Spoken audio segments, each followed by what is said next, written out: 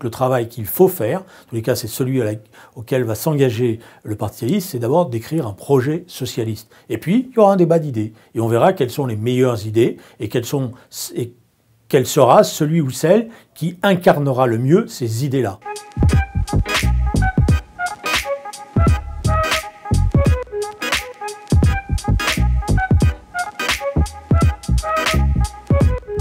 Ça ne sert à rien d'engager une polémique sur le fait qu'il n'aurait pas dû, il aurait dû attendre, il aurait fallu créer d'autres conditions. Il est là, il a décidé d'être candidat. D'ailleurs, personne n'aurait pu l'arrêter. Donc maintenant, la question qui est posée, c'est que dans les mois à venir, il va y avoir forcément un débat autour de cette candidature, mais aussi autour de la question qui est posée, c'est comment la gauche peut être en situation de gagner cette élection présidentielle. Pas simplement d'être dans une compétition à l'intérieur de la gauche pour savoir qui est le plus fort. Je pense que le débat maintenant essentiel, il est sur le fond des idées et de savoir ce sur quoi nous sommes capables de nous mettre d'accord et de représenter une véritable alternative. Pas simplement d'être une candidature de rejet du pouvoir en place, parce qu'on sait que les candidatures de rejet produisent d'énormes déceptions. Donc le travail qu'il faut faire, en tous les cas c'est celui auquel va s'engager le Parti socialiste, c'est d'abord d'écrire un projet socialiste. Et puis il y aura un débat d'idées et on verra quelles sont les meilleures idées et quel sera celui ou celle qui incarnera le mieux ces idées-là.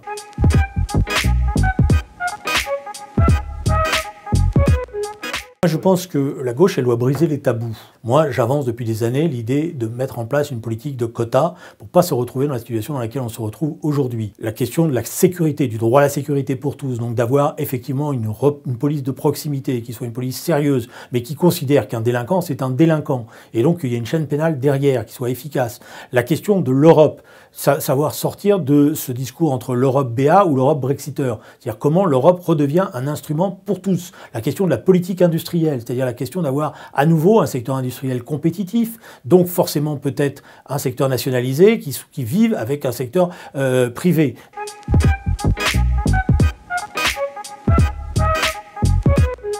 Moi, je pense que ça ne sert à rien de courir après les GAFA en pensant qu'on va leur réussir un jour ou l'autre à leur mettre un système d'impôt qui va les faire plier. Mais moi, je défends l'idée, et ça pourrait être une très belle conquête de la gauche.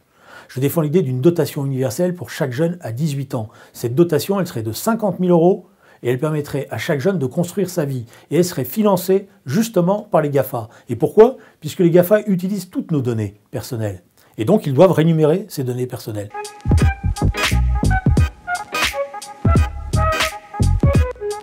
Je pense que dans la préparation de la présidentielle, il va tenter de refaire une sorte de synthèse entre la droite et la gauche. Bon, la vérité, c'est quand même qu'une grande partie de la gauche considère quand même que par rapport au discours initial, il y a eu un décalage, c'est le moins qu'on puisse dire.